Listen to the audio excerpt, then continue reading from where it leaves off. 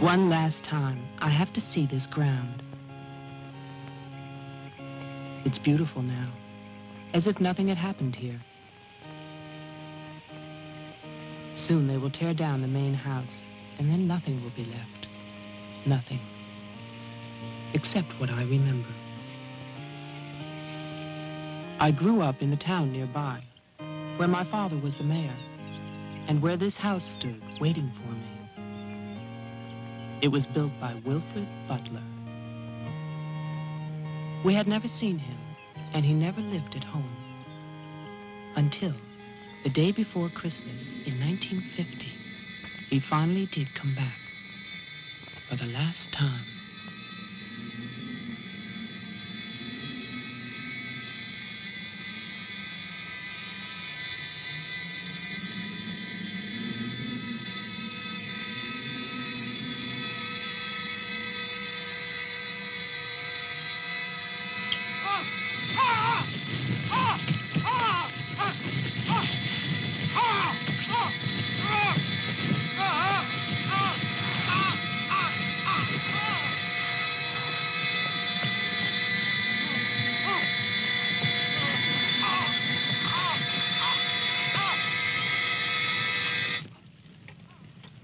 All of us believed that his death was an accident. No one knew that another person had come to Butler House that Christmas.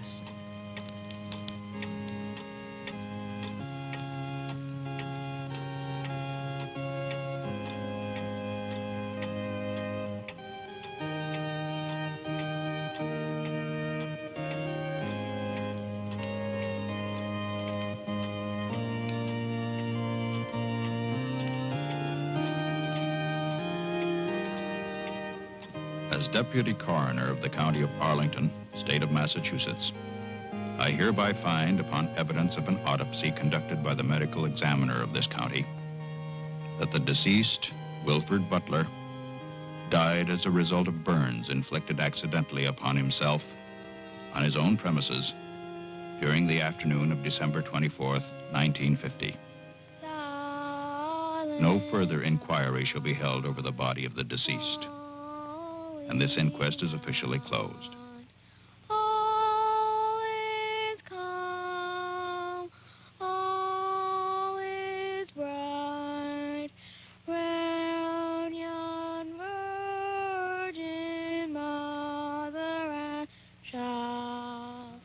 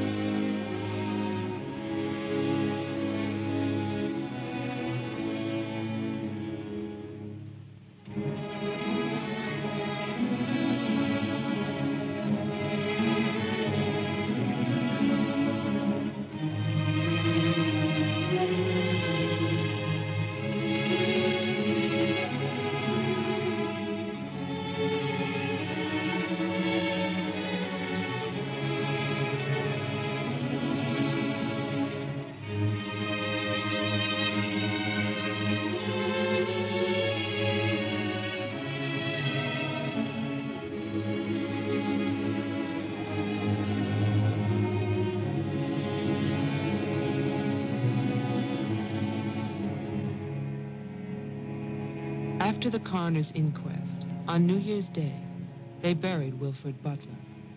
There was no one there to mourn him. It was the funeral of a stranger.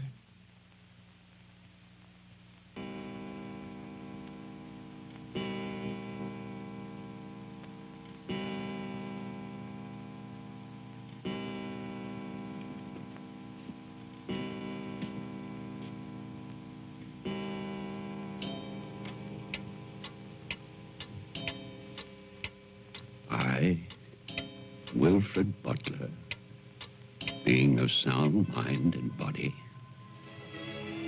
at least what the world considers sound, do hereby leave my house and its grounds and all personal effects within that house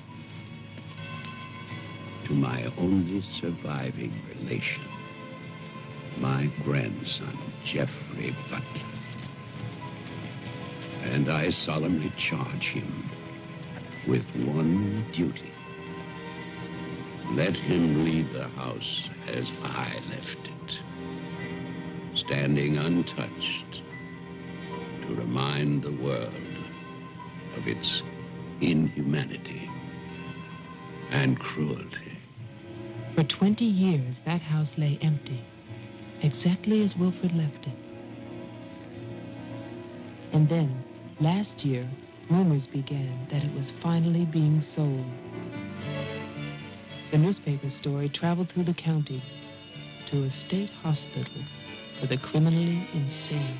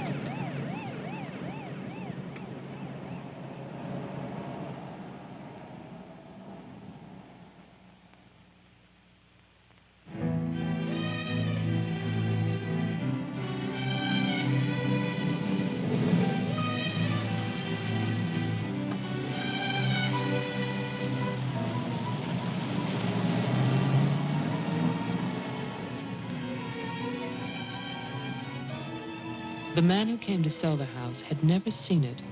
He was a lawyer from the city, just doing a job and enjoying it.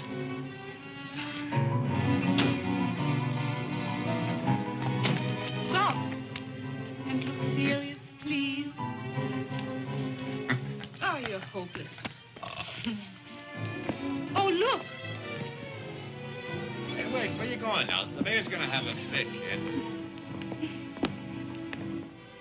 One more shot. Come on. Stay there. I want one together. And smile.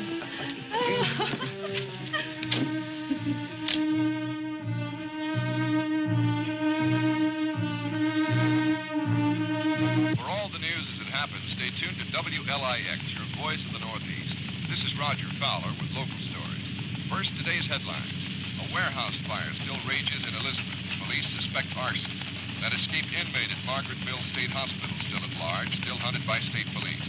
And over in Roxbury, the city passes a controversial housing code.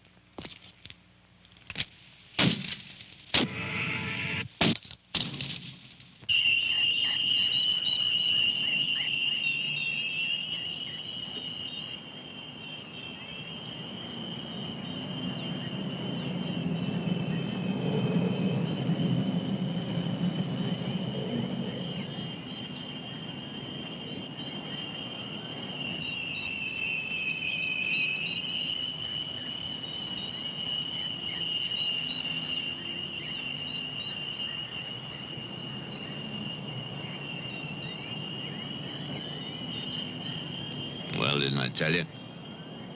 It's beautiful. Can we see the rest of it? Honey, that was it. I think the mayor's waiting for me.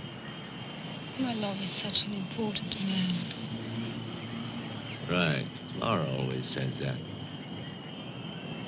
Darling, What? Don't be long. Honey, if you get bored, just look at the view. Sooner or later, that viaduct's gonna take us back home.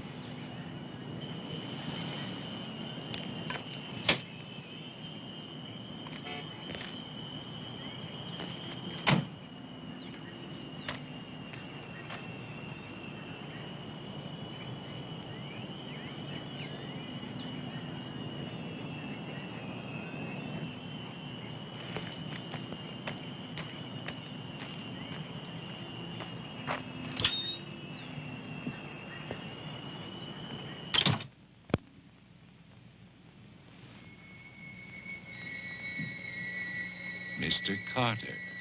Mr. Mayor.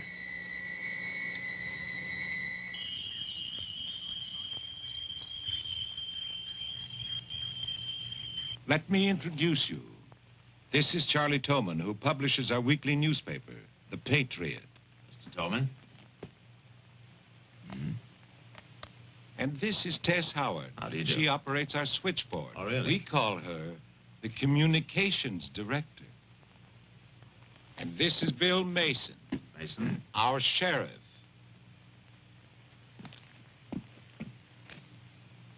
Won't you sit there, Mr. Carter, at the head of the table?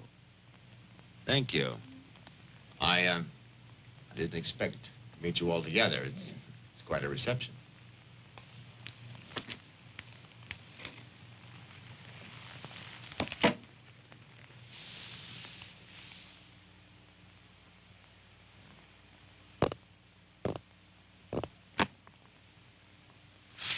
All right, let's begin. As you know, I've been retained by Jeffrey Butler. The matter concerns the house that he inherited from his grandfather, Wilfred Butler. Go on, Mr. Carter. I believe that you offered to buy the house for my client. Offered. We begged him. We wrote letters and That's we... enough, Tess. Well, it's true. Trouble. There's always trouble. I can sympathize. I spent the last 20 years and more driving people away from there. Prowlers, burglars, kids, they're the worst. Chasing for nothing because of that will. That drivel about humanity. No. Inhumanity. What the hell is that, huh? Yes, well, he was a bitter man.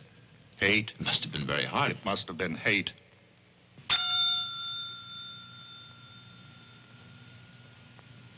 That man hated. Well, some people are like that.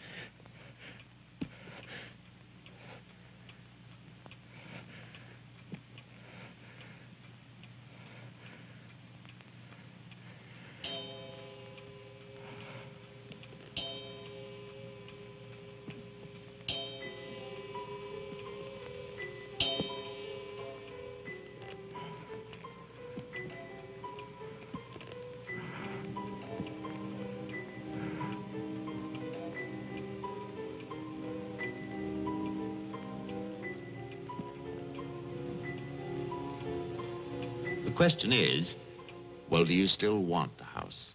Are you offering it to us, Mr. Carter? Exactly.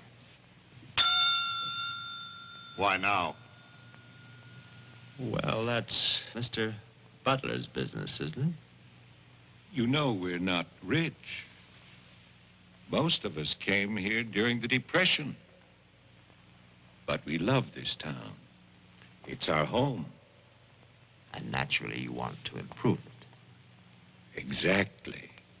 My client understands that, and he fully sympathizes, and he's willing to sacrifice the house for $50,000 in cash by noon tomorrow.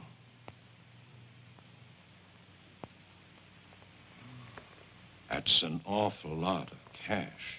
It's also an awfully good bargain. You could go to Wilton. You could go now to the bank. Am I clearly understood? All that cash. Perfect. I'll wait for your answer till tomorrow. You're spending the night here? Yes. May I ask where? At the Butler House. We could put you up at the motel as our guest. No, the house is fine. The Paradise Motel. That's very kind of you, but I'm meeting Mr. Butler about some personal items. You'll want a phone. I can reconnect the line. Don't trouble, please. No trouble. You'll need a phone. Don't want to be stuck out there. Mm-hmm. Well, you've convinced me. Thank you. By the way, have you known Mr. Butler a long time? No, I've never met him. He called me and asked me if I'd handle this for him. I said yes. He had the key delivered to my office. Mr. Mayor, Sheriff, Mr. Tolman, Miss Howard, see you all tomorrow. In fact, I'm looking forward to it.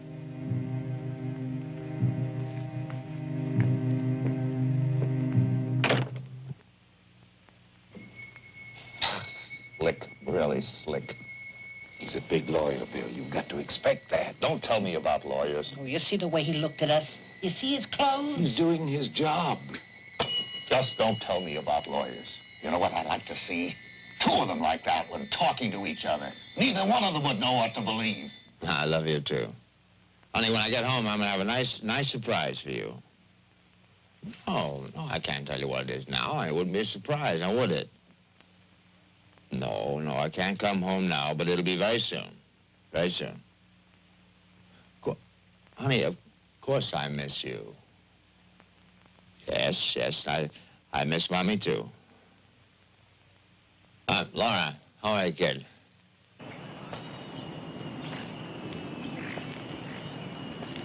So I'll call tomorrow. No, I want to call. I want to talk to Jenny. Yeah, well, as a matter of fact, I'm having a fine time. Well, same to you, darling. What do you mean, hostile?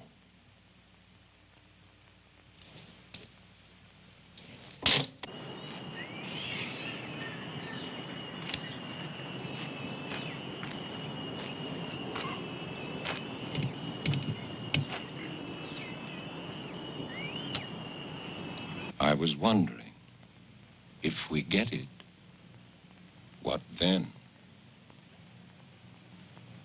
Tear it down. Okay. I'd better get going. Do me a favor, Tess. Call Diane, tell her I'm to Wilton, and I'll be back late.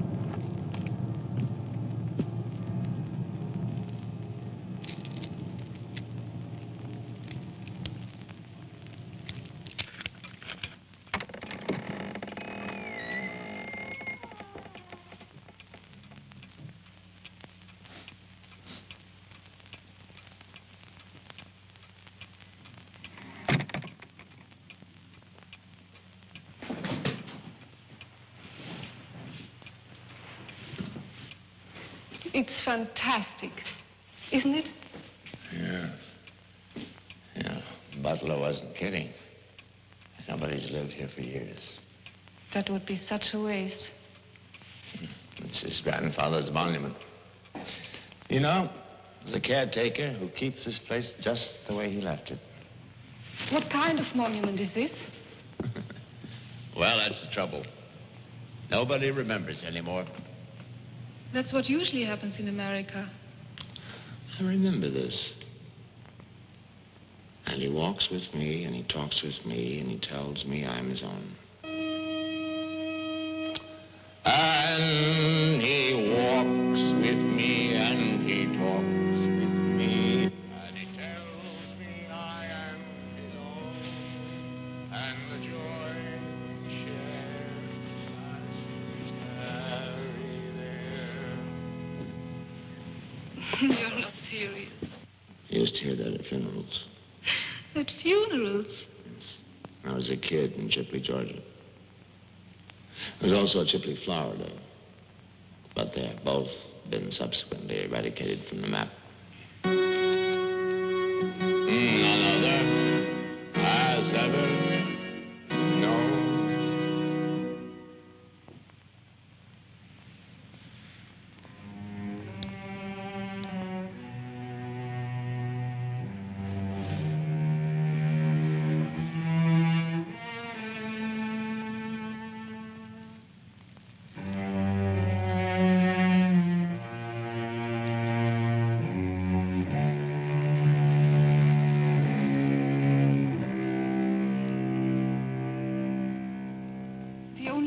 Was a delicatessen, so I brought you pastrami, salami, potato salad, macaroni, everything you like. I'll have bologna and macaroni. No, some of that potato salad. Did you pick the wine, too? The delicatessen man took a personal interest in its selection. Oh, well, we got lucky again. That's early 1970. That's hard to come by. Can I have some, too? Of course you may.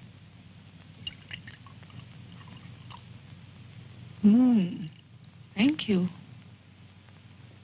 It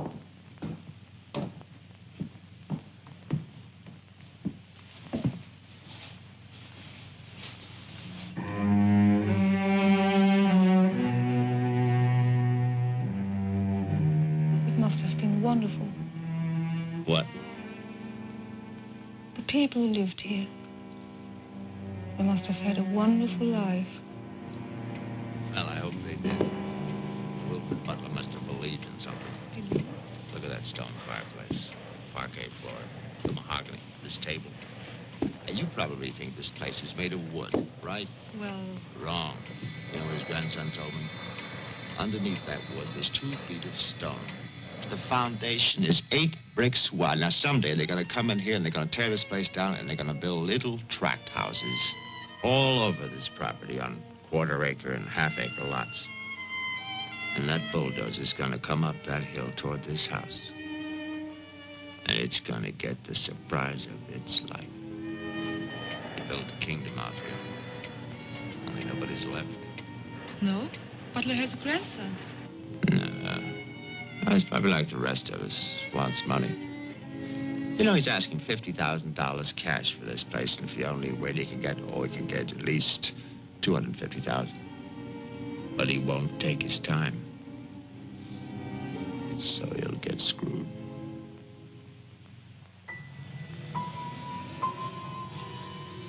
Do you want to go upstairs now? Soon. You know, one of the great pleasures in life is the pleasure of anticipating pleasure. Isn't it? We are very close now, aren't we? Sure, honey. Very close.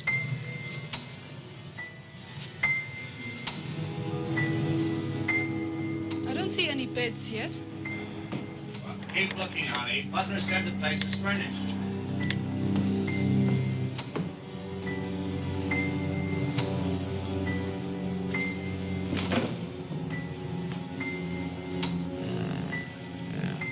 It's furnished.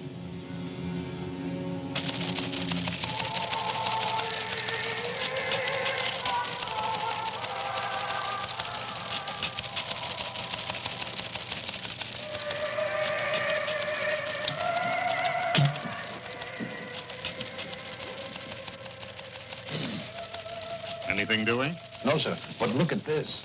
More football, huh? Look how they smeared that quarterback. Look at his arm. Got no time now. Go test. How about that telephone up at the Butler house? Is it working? Well, try it now. I'll wait.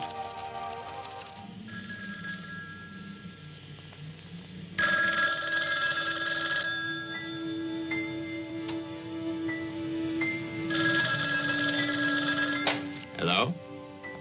Oh, yes, Miss Howard. Yeah, the phone's working fine. Very nice of you to call. Thank you. Night. Honey, I'm going down to the car to get some cigarettes. Be back in a minute. Okay. Don't get lonely. No.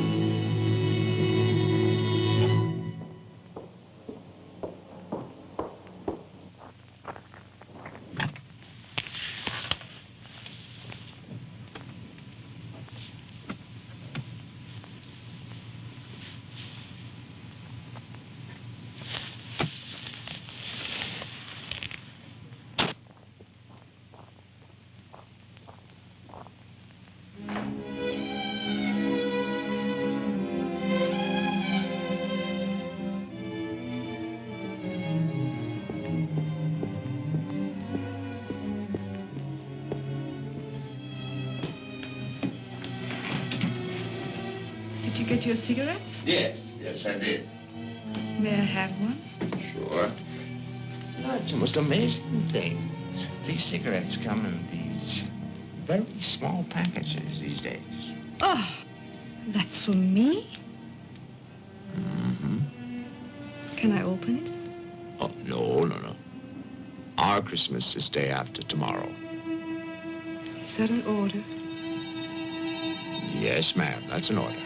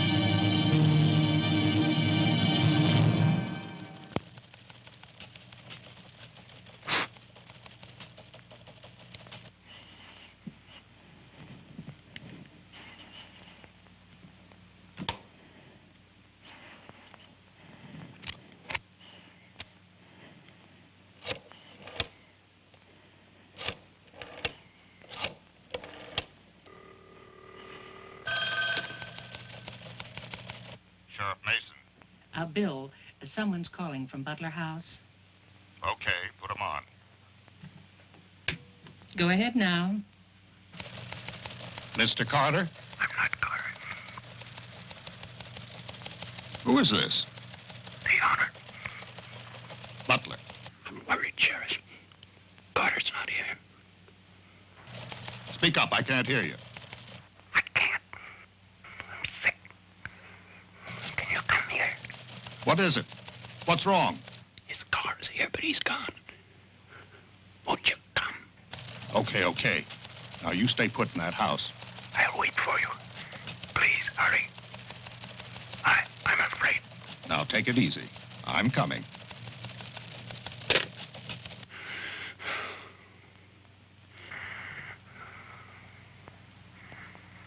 Mr. Butler, are you done?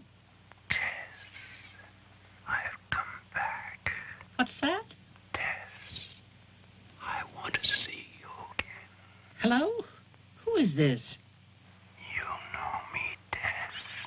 It's Mary Ann. Tell the mayor. Tell them all. I'm waiting in my father's house. Tess. It's so lonesome here. Don't be long. Hello? Hello? Hello?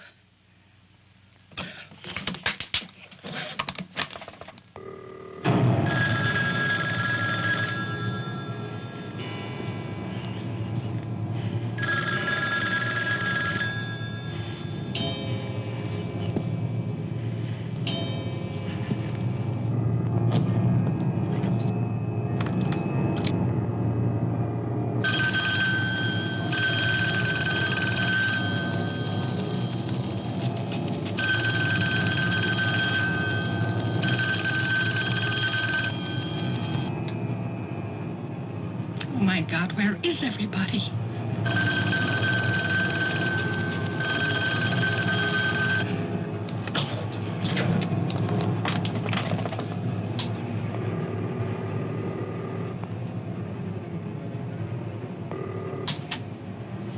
Hello? Oh, Maggie, thank goodness. What is it, Tess? Something's come up. Something urgent. Can you start early? Oh, honey, I'm watching TV. Maggie Daly, you get yourself over here. What is it? Just get moving, Maggie. Just please hurry.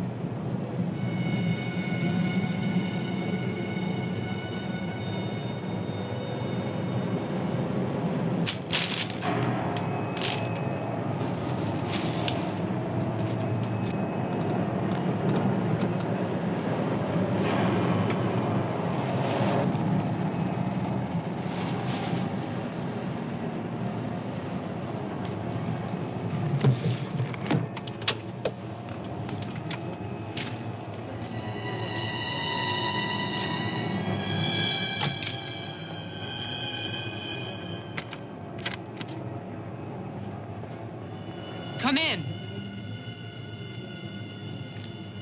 It's open. Okay, mister, that's far enough. What do you want here? Mayor, Try again. My father's not home. And don't move. you want me to put my hands up? No. Just stay there. What are you staring at? I seem to remember you from the road. That's why I'm holding a gun. You scare me. That makes sense. Thanks. Does everybody carry one here? You can ask the sheriff when he gets here. I'll call him. I'm sorry to disappoint you, but the sheriff's office is empty. How do you know? I was just there. Who are you? Jeffrey Butler. Oh, you're the one who's selling the house. Yes. Have you any ID? Come on. Don't laugh at me. I want your ID. Some maniac escaped from Margaretville.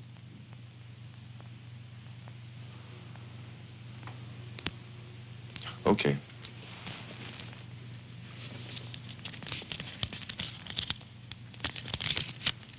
Put it on the table.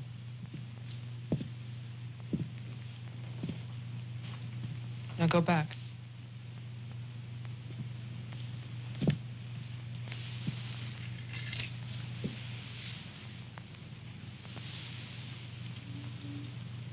California license.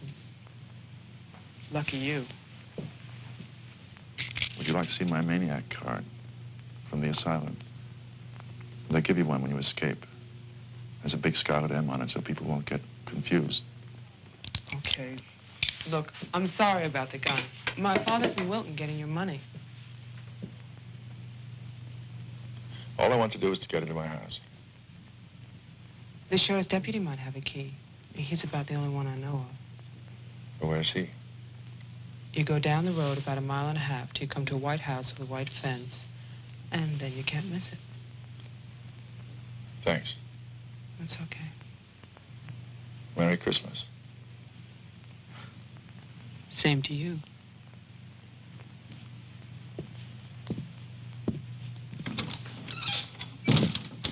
If I don't call back in an hour... What? Call the mayor or Mr. Tone and nobody else. Promise me you'll do that. Well, sure.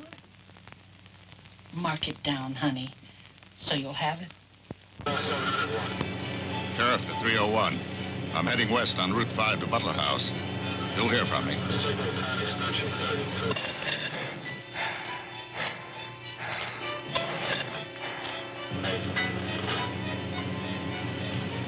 What the hell? That light out there.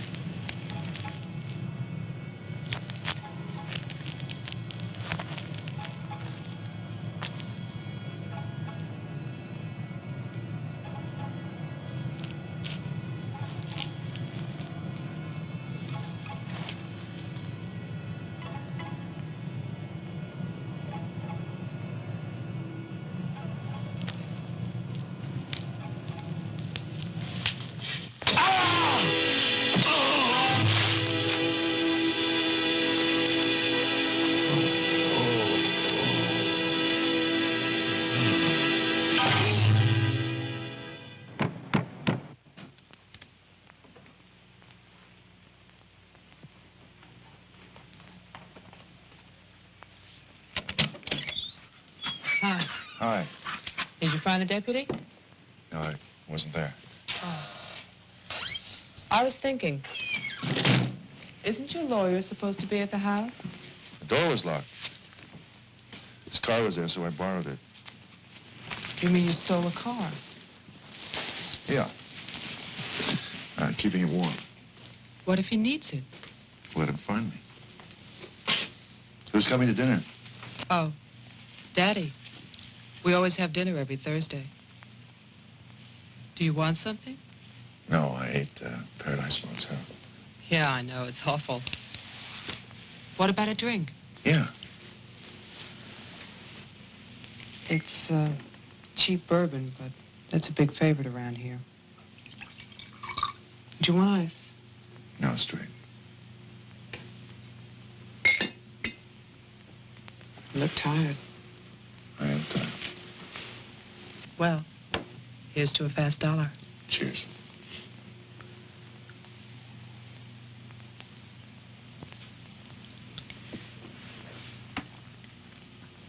Why did you decide to sell the house? Needed the cash. After all these years? I need it now. Huh. What's it like on the inside? You know, I've never seen the inside. When I was a child, my father told me to stay away from it, or something terrible might happen. Sort of like a haunted house. I haven't seen it either. You're going to sell it and you've never seen it? Yeah. Oh, it's too bad. It's about the only place to see around here. Oh, I forgot. Someone keeps calling with a message for my father. She says that she's waiting at your house, in the reception room.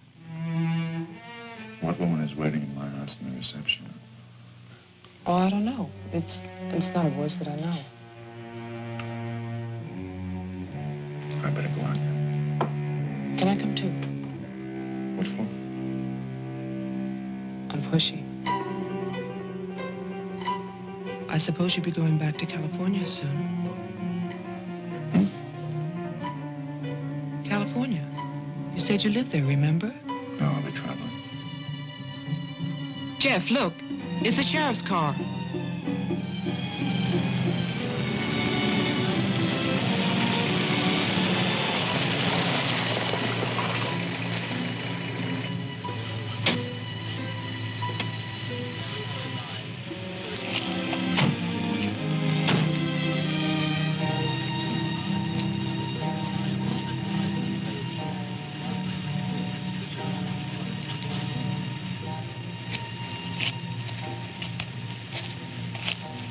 There's a light. Look at that tombstone. Pretty cheerful. Who bears the cross shall wear the crown. Wilfred Butler.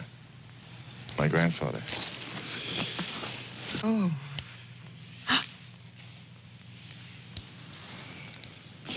Someone left their sunglasses in the snow. They're the sheriff's. My lawyer's missing. So is the sheriff. You get strange phone calls. And now someone's fascinated by my grandfather's grave. Let's get out of here. You still want to go to my house? Yes. But I don't want to go alone. Listen. I'm not nervous. Well, of course you're not. Oh, it's the cold. I'm shaking from it. Let's get out of here. Okay. We'll get help in town. It's 10 minutes' drive.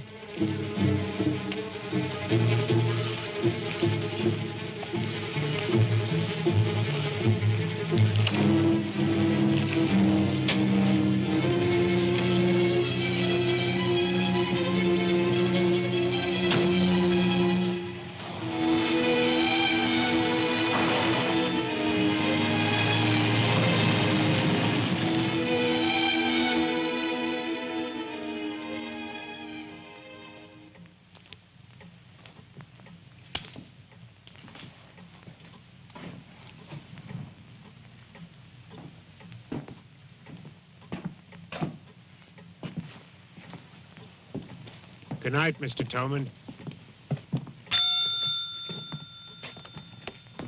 Have a nice holiday.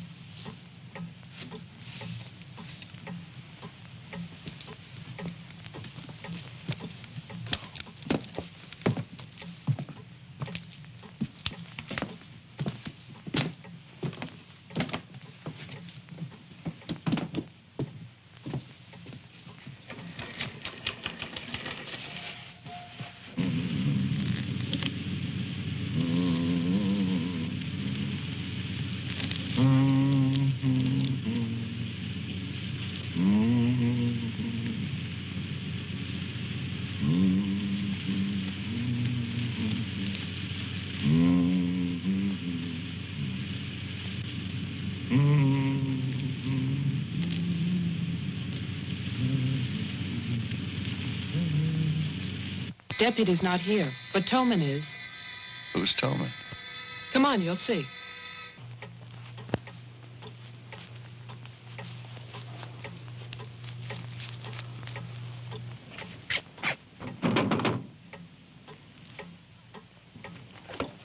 Mr. Toman, wait. No, please, I have to talk to you. I'm sorry. This is Jeffrey Butler. He's the one who's selling the house. He can't get inside the place. And my father's gone to Wilton. So we wondered...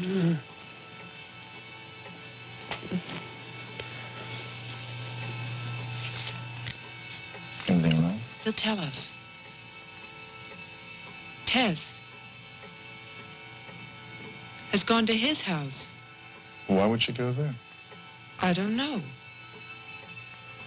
Anyway, she won't get in. You say it's locked. He says she hates the place. Would you like to drive there? Diana could stay here, lock herself in. I need a key.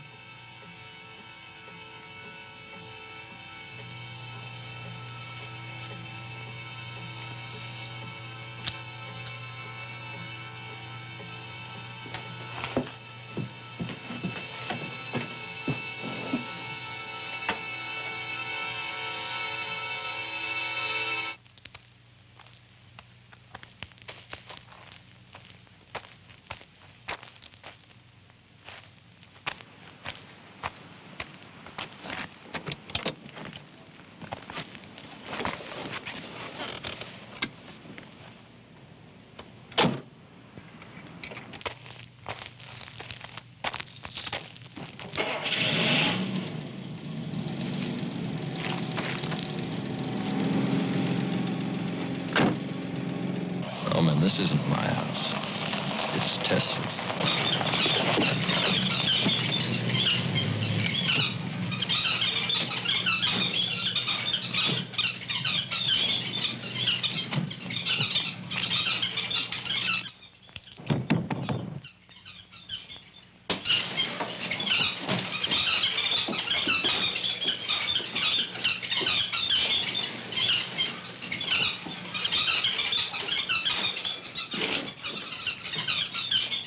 Tess isn't here. Are you satisfied? She must have gone to my place. Well, why wouldn't she go there? She hates it. Maybe she went to see the woman who's there. Someone called the mayor's house before. Said she'd be waiting.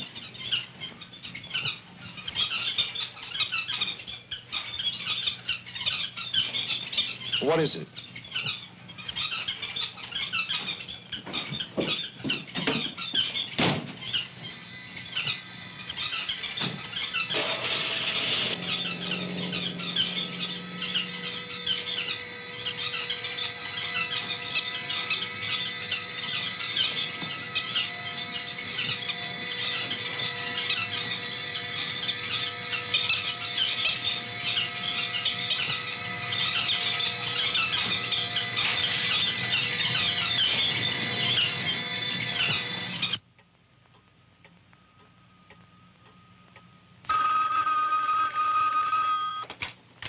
Hello, Jeff?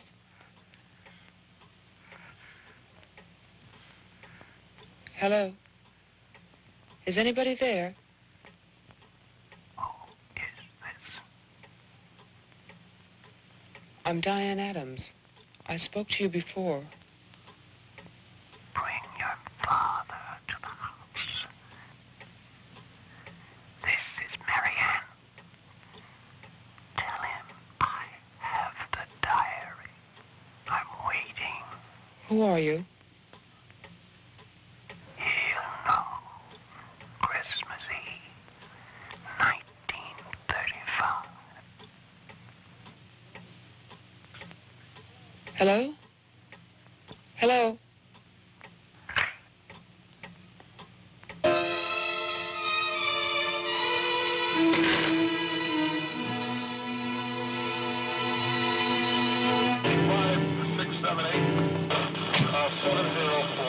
signal 10, 704, C Charlie.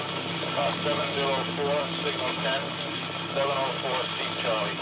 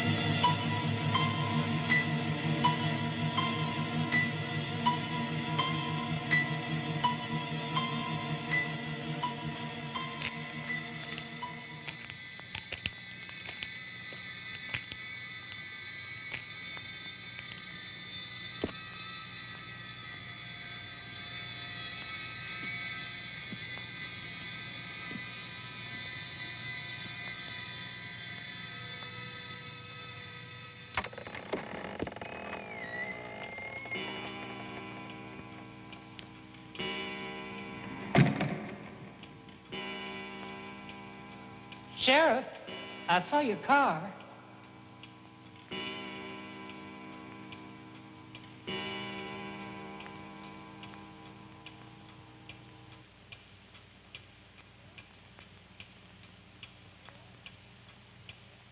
Phil? Is that you?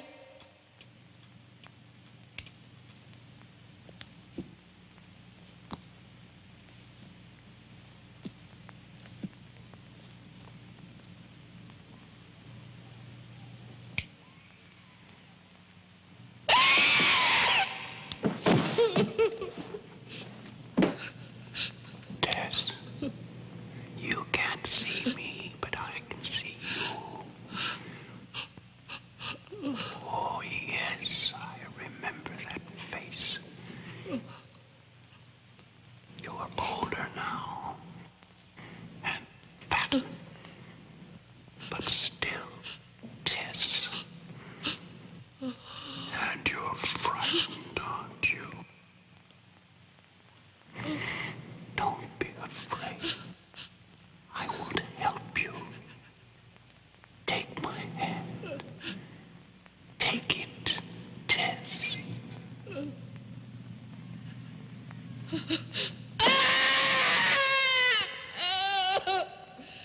1920. The person on the telephone said 1935, Christmas Eve. But that's not the beginning. In 1927, Butler House was restored by Wilfred Butler. After that, I find social notes, parties, nothing special. Then, in 1930, Butler's wife, Catherine, dies of tuberculosis. In August 1933, it starts. Wilfred Butler's daughter is cruelly attacked and raped. Her name is Mary Ann, the same name as the caller who left those messages tonight. She's 15 then. On May 2nd, 1934, Mary Ann Butler gives birth to a son, Jeffrey Butler. Jeff. Early in 1935, Butler House is turned over to a Dr. Robinson as an asylum for mental patients. And then Butler goes on to say that he has committed his own daughter. Mary Ann will live at the asylum. There's no end to this story. It's been carefully cut out of all the papers. Why would Toman do that?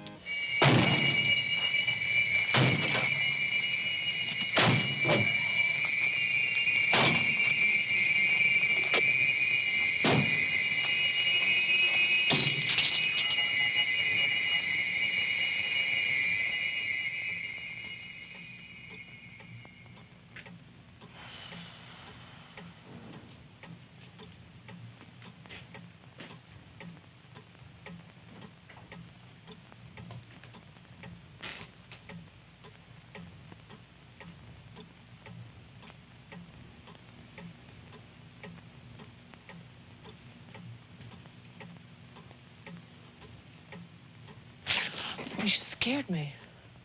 Oh, what happened? What happened is, Tess has 40 bird cages. Toman is hysterical. Everybody's at my house but me. It's cold outside, and you forgot to lock the door. Joe, how old are you? How old am I? You mean, how many years have I lived? No. There's a lot in the paper about your family. I don't want to talk about my family. Wait a minute. There's a woman calling, and she says her name is Mary Ann. That was your mother's name, wasn't it? My mother died in childbirth. That's when I started traveling. It's not what the papers say. What's your point? I just thought that you should read something for your own good. Nothing you could tell me about my past or future would be for my own good.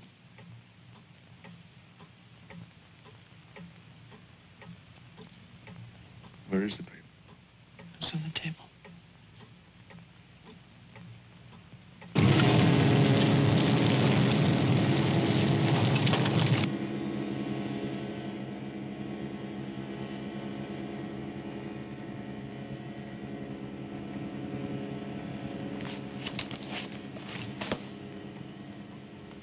It's so stupid to lie. I missed the whole event. Jeff, maybe your mother's still alive. Maybe she's waiting for you at the house. I don't know.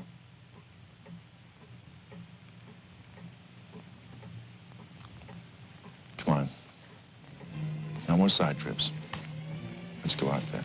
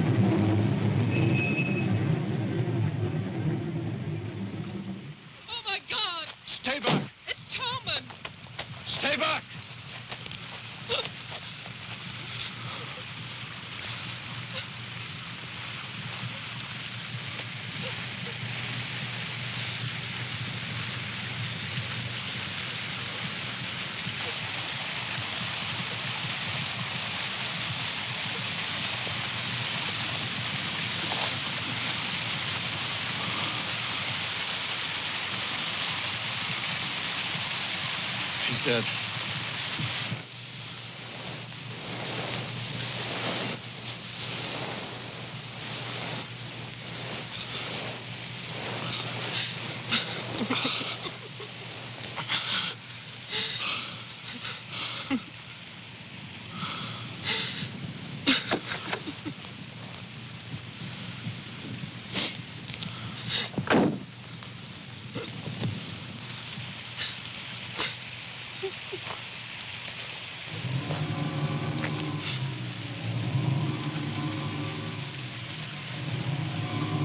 His hands. Somebody cut off his hands. You killed him. You killed Tolman. He's asking for help.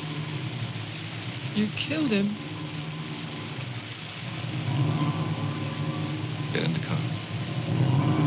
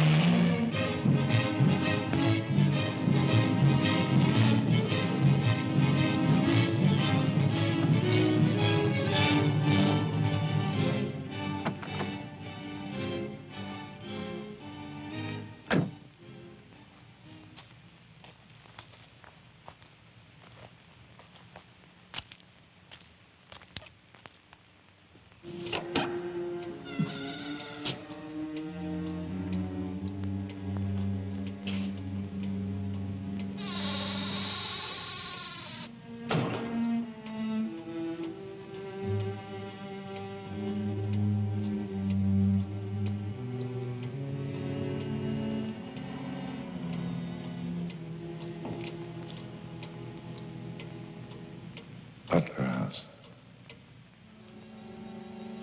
The keys. He took them.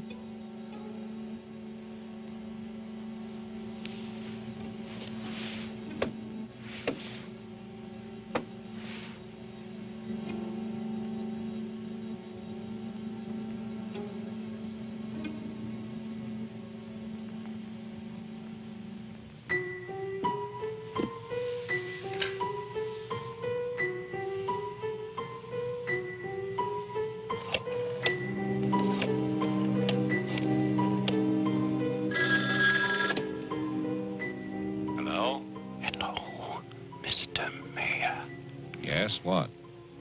This is Mary Butler. I'm calling from my house. Won't you come over here, Mr. Mayor? We're having a reunion. Everyone's here, even your daughter.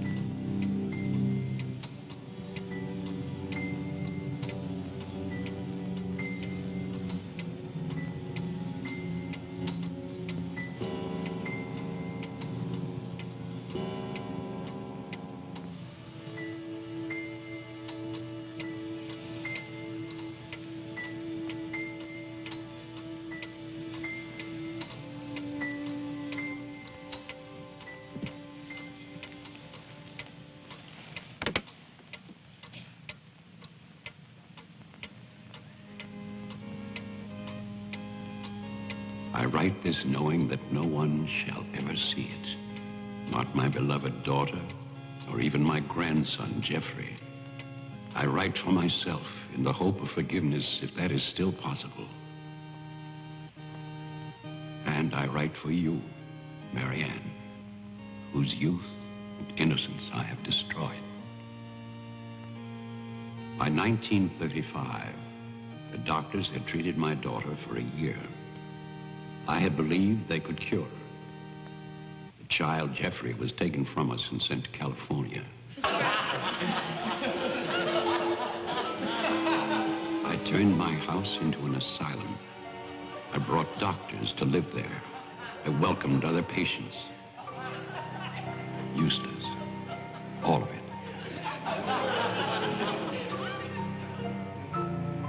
I remembered what she had been. There was never a lovelier, happier child.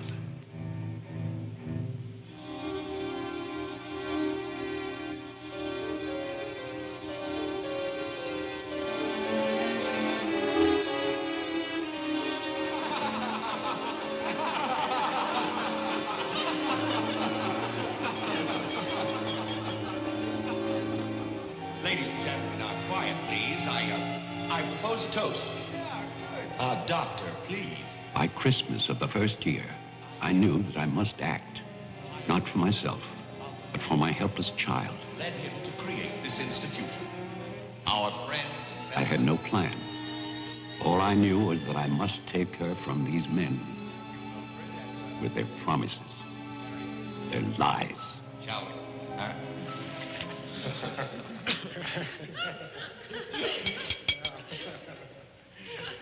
For he's a jolly good fellow, for he's a jolly good fellow, for he's a jolly good fellow, which nobody can deny, which nobody can deny, which nobody can deny, for he's a jolly good fellow, which nobody can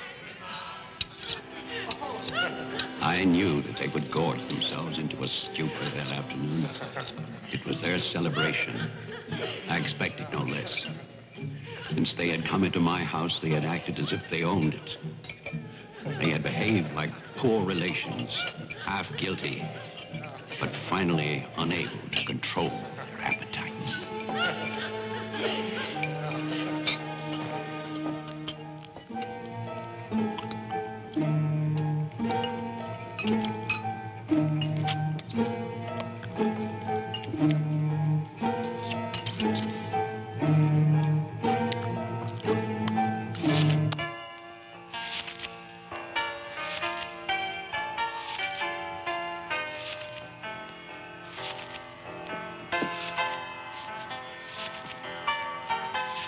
After dinner, they danced and drank as they usually did. All the time, Robinson would smile and reassure me. They expected me to believe, because I had no choice. Wilfred, trust me. He really believed Mary Ann would be well. He saw a light. There is a light at the end of a long tunnel. Believe me.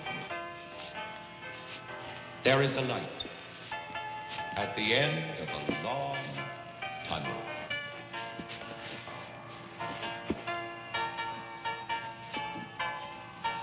Stay here, Doctor. I'll get more champagne. He was ready. I knew it. Drunk and fat and full of his own importance. I left then.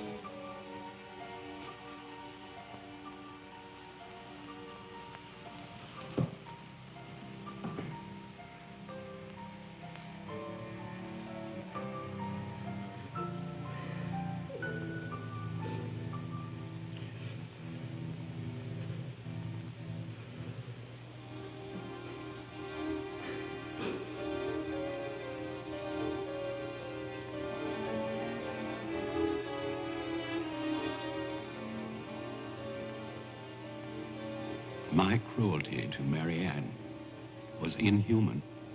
I know that. I had loved her. I had fathered our child, Jeffrey. I had brought her to this. But I swear that on that afternoon, all I wanted was to save my child.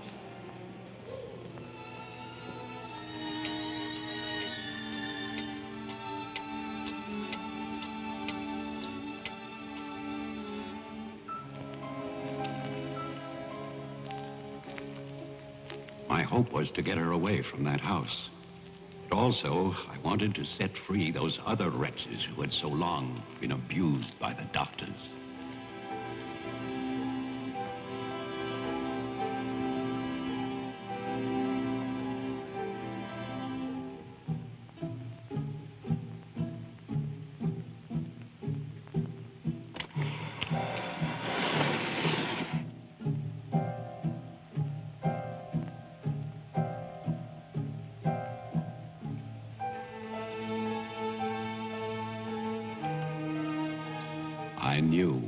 might do if these inmates were freed. And this is my guilt. I knew, and still I freed them.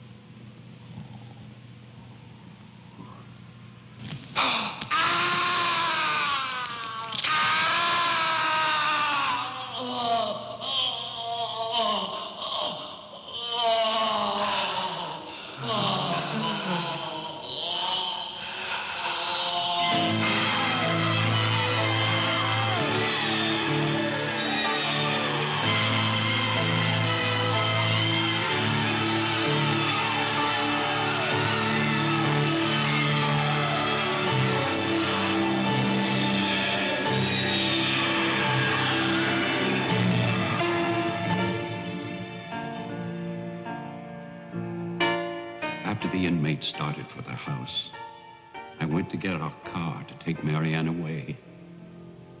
I do not know exactly when she slipped away from me. I assume that when they saw her in the dining room, the inmates believed her to be part of that household which they hated.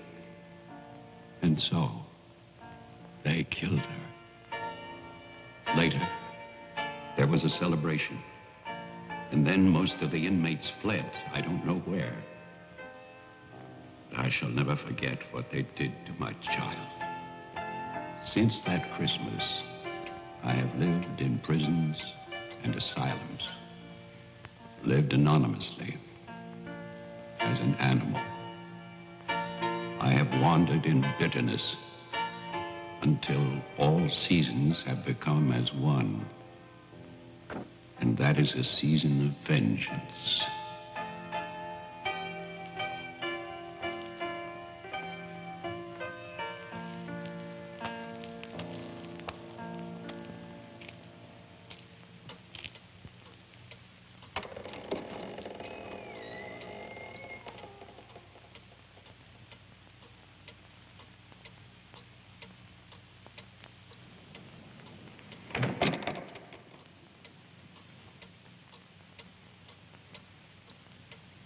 Jeff.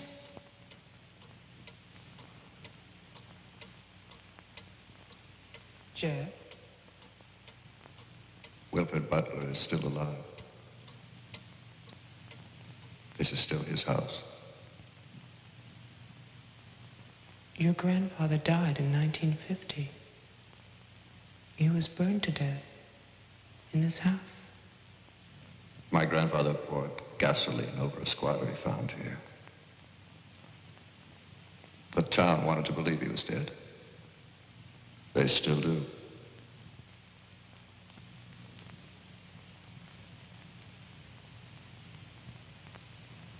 This house was an asylum. There was a massacre by the inmates.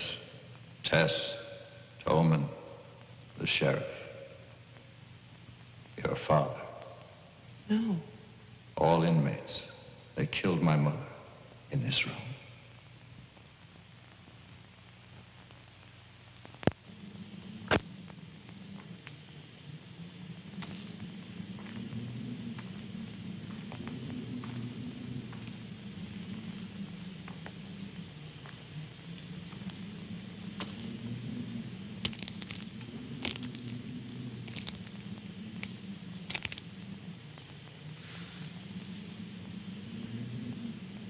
Who's that? Who's there?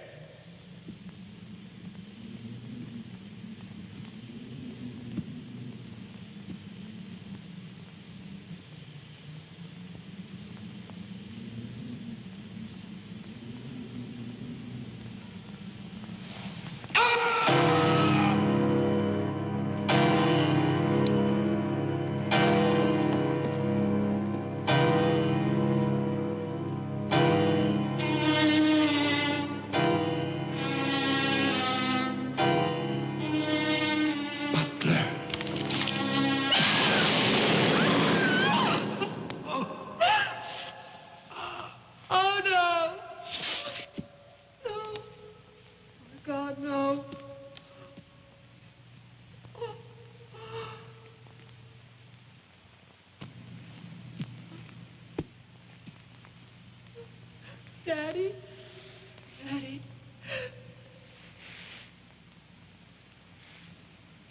Diane? Jeff? Jeff? No. No. Jeff, why? Why? Sorry. Mary Ann.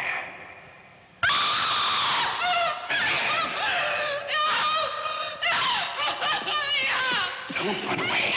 Don't. I'm your father. Don't be afraid. I won't hurt you. Please. It's all right. I won't hurt you. I need you.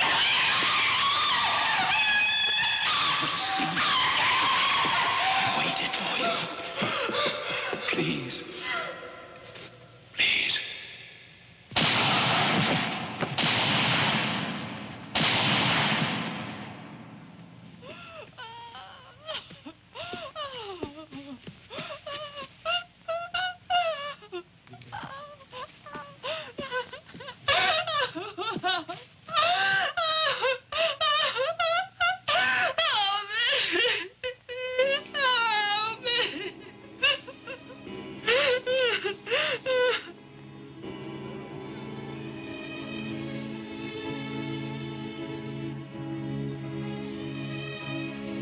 I spent that night weeping.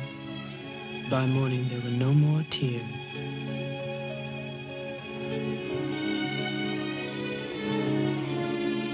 I know that my father and Jeffrey both thought they were shooting at killers, but they were simply the last victims in that house of victims.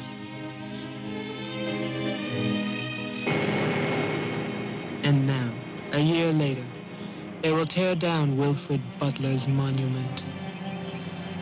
But they can never destroy my memories of what happened here.